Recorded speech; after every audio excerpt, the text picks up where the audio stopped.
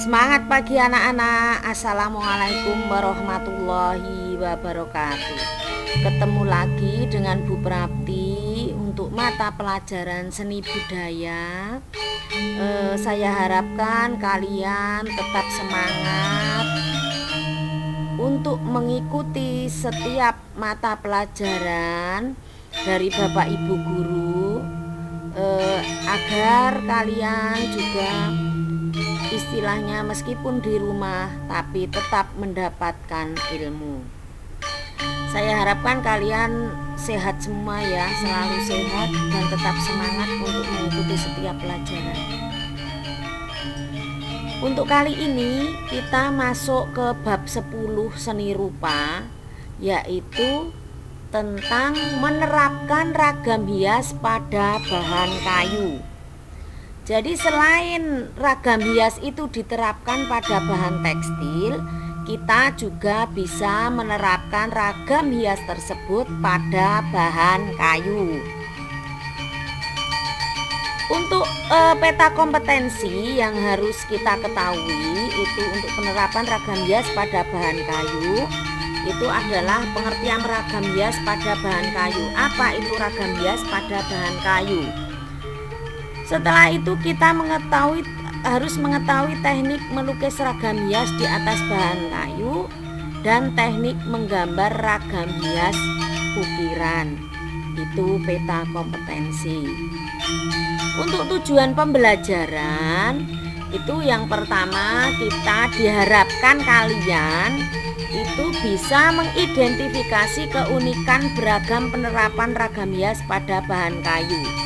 Yang kedua, mendeskripsikan keunikan beragam penerapan ragam hias pada bahan kayu. Yang ketiga, mengekspresikan diri melalui penerapan ragam hias flora, fauna, atau geometri pada bahan kayu. Dan yang terakhir, yang nomor 4, mengkomunikasikan hasil karya penerapan ragam hias, flora, fauna, atau geometri pada bahan kayu secara lisan. Karena kita tidak melaksanakan tatap muka, maka saya harapkan kalian paling tidak bisa menjelaskan ketika diberi pertanyaan tentang penerapan ragam hias pada bahan kayu. Itu untuk pengertian ragam hias pada bahan kayu itu adalah menempatkan suatu pola ragam hias pada media kayu. Jadi kita misalkan memiliki pola ragam hias, terus kita aplikasikan pada kayu atau kita tempatkan pada kayu. Nah, itu cara kita menerapkannya seperti itu. Pada bidang 2 dimensi, ragam hias dapat dilakukan dengan menggambar atau melukis permukaan bidangnya. Sedangkan kalau pada bidang 3 dimensi, bisa dengan memahat atau mengukir pada kayu tersebut. Sedangkan fungsi ragam hias tidak hanya untuk menambah keindahan atau estetika saja, tetapi juga memiliki simbol atau makna.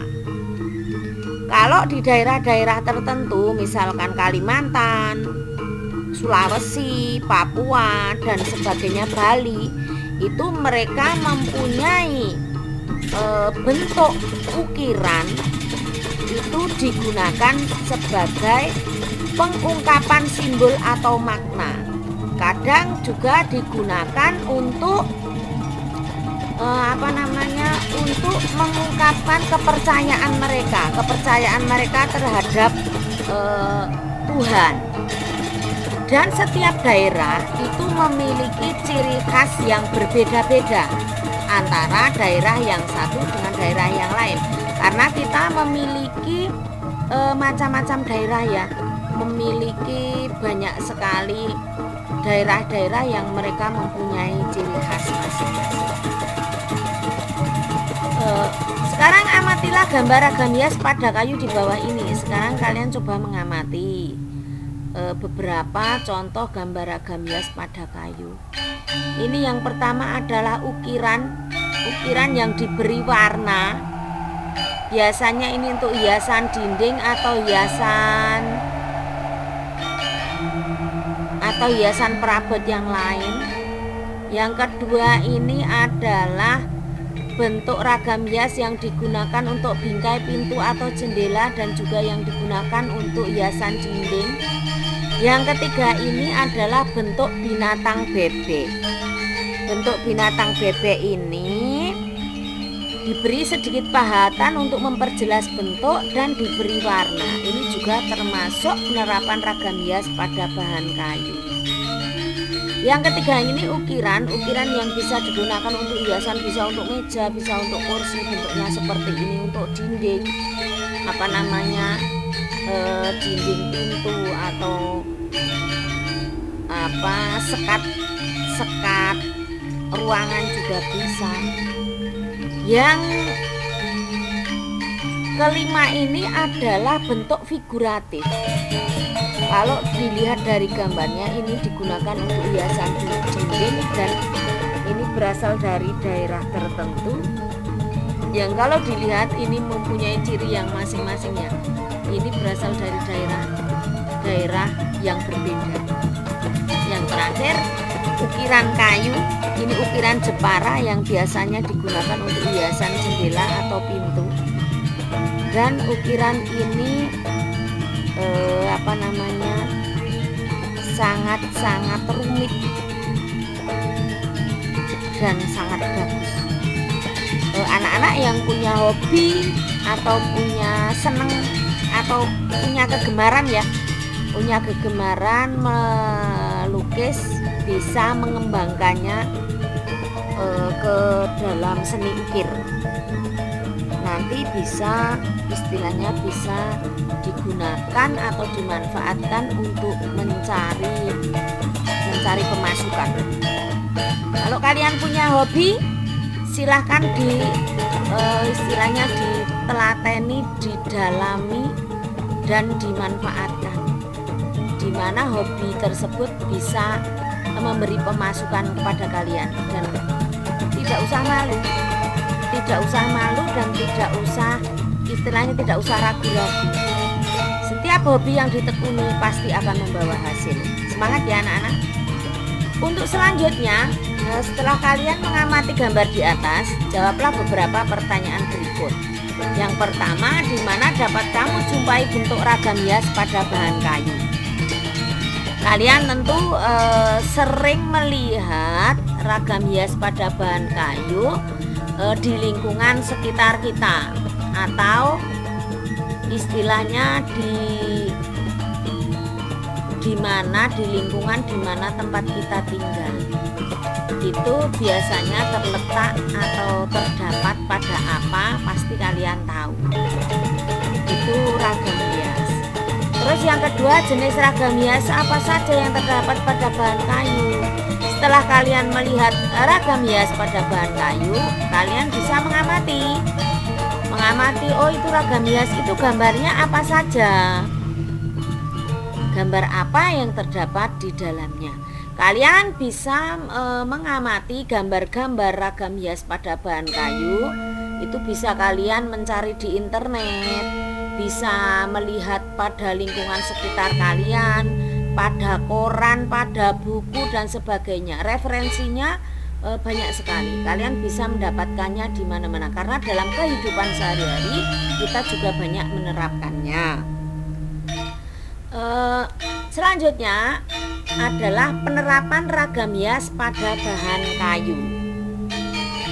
Penerapan ragam hias pada bahan kayu itu sering kita jumpai pada perabotan rumah tangga, seperti meja, kursi, almari, peti atau kotak yang diberi hiasan. Bisa juga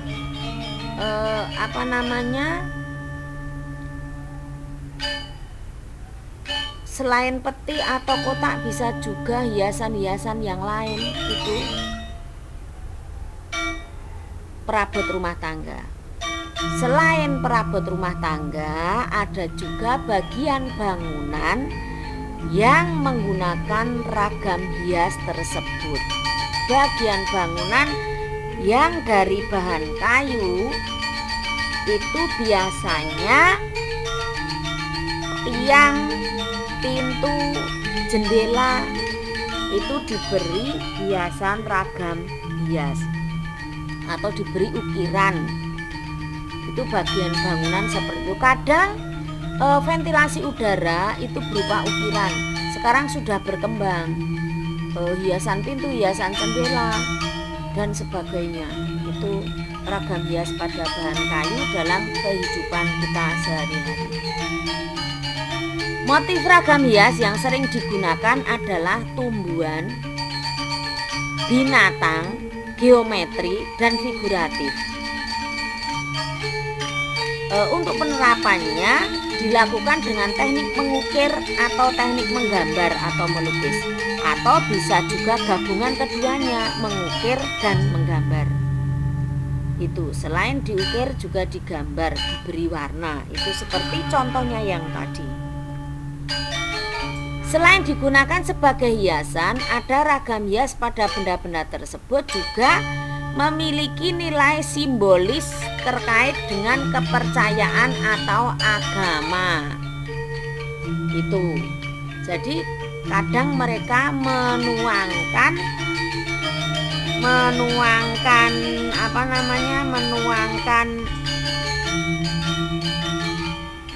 pikiran mereka terkait dengan kepercayaan keagamaan itu menggunakan ragam hias tersebut yang diaplikasikan pada bahan kayu. Itu penerapan ragam hias pada bahan kayu. Selanjutnya untuk contoh penerapan ragam hias pada bahan kayu, itu ragam hias diterapkan pada permukaan bahan kayu yang berbentuk bidang 2 dimensi dan 3 dimensi dengan cara menggambar atau mengukir tadi. Penerapan ragam hias pada bahan kayu dapat dikembangkan pada benda atau barang-barang kerajinan daerah. Jadi mengikuti perkembangannya, penerapan ragam hias pada bahan kayu tersebut itu tidak hanya pada barang-barang yang dipakai manusia, tetapi juga berkembang menjadi barang-barang kerajinan atau hanya hiasan, seperti tameng, topeng, hiasan dinding, patung-patung untuk hiasan ruang tamu dan sebagainya. Di mana ragam hias dikerjakan dengan cara digambar dan diberi warna. Itu contoh penerapan ragam hias. Ini ada beberapa contoh gambar yang menggunakan ragam hias, di mana bahan dasarnya kayu dan diberi gambar ragam hias. Yang pertama adalah tameng asmat yang berasal dari Papua. Ini tameng ini biasanya digunakan istilahnya kalau kita untuk menangkis sesuatu yang akan mengenai tubuh kita. Jadi untuk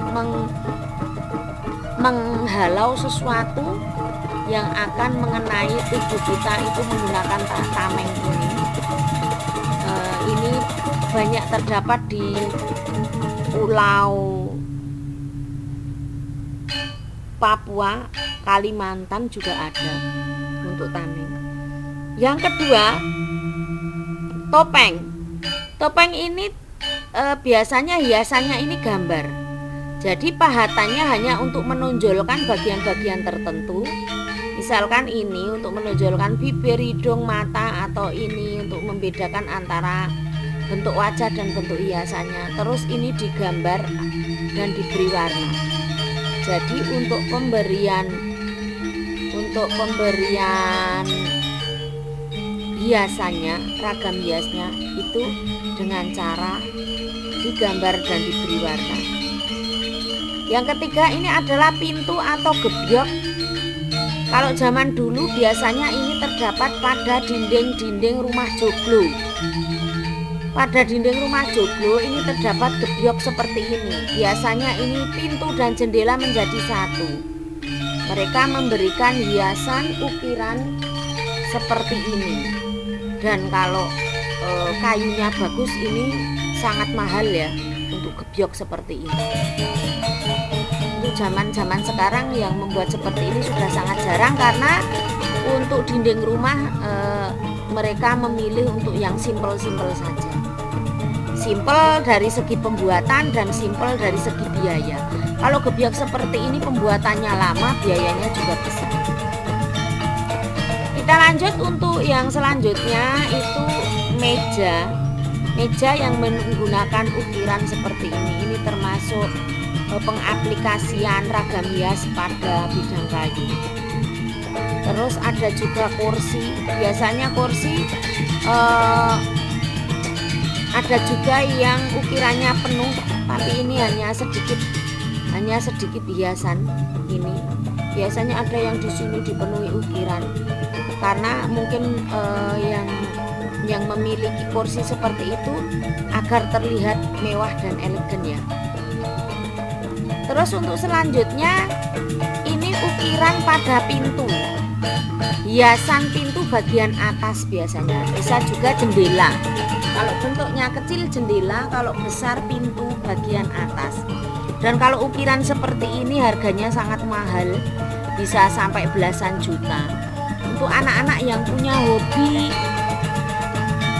melukis, bisa mengembangkannya untuk ke ukir ya, ke ukir, agar bisa istilahnya bisa memberikan masukan untuk kalian, karena orang yang bisa mengukir itu sangat jarang.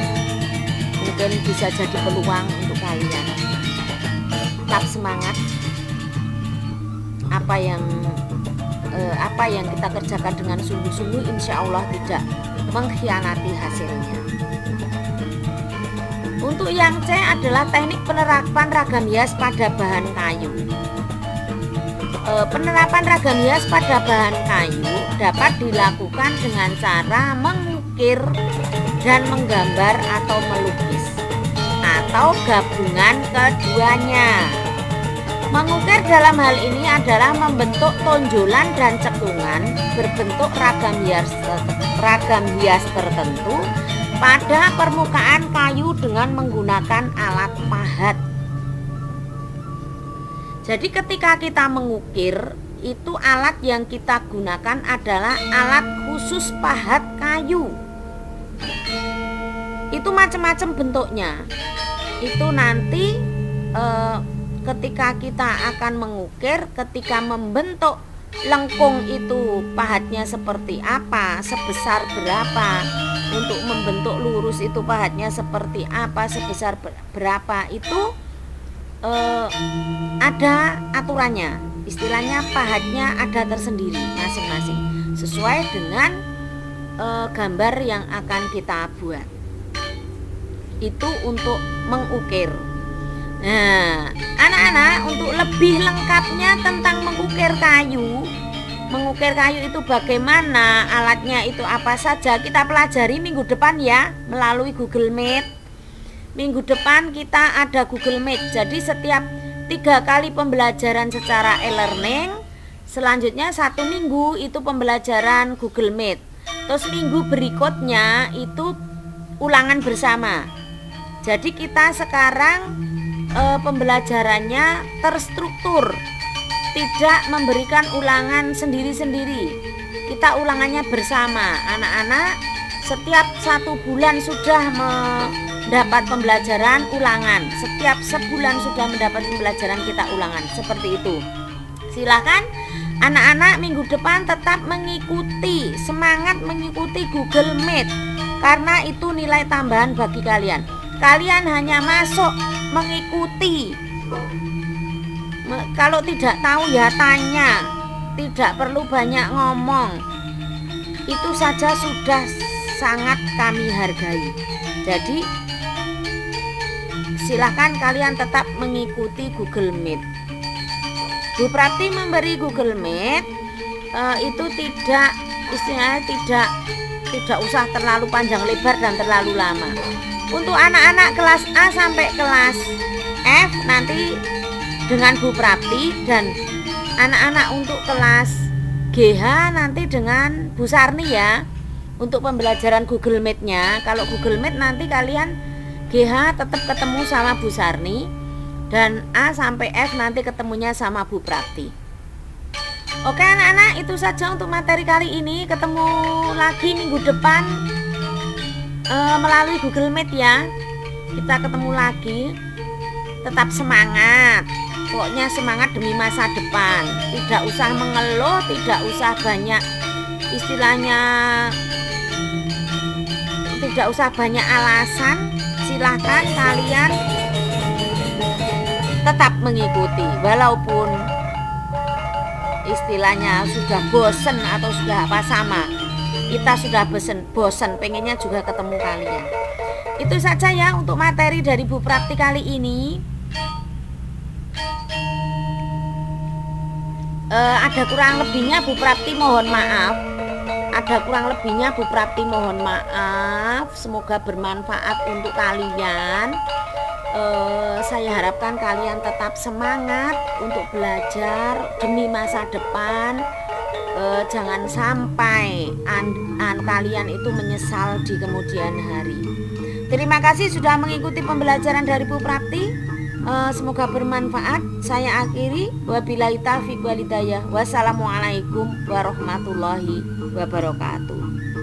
Selamat belajar dan terima kasih.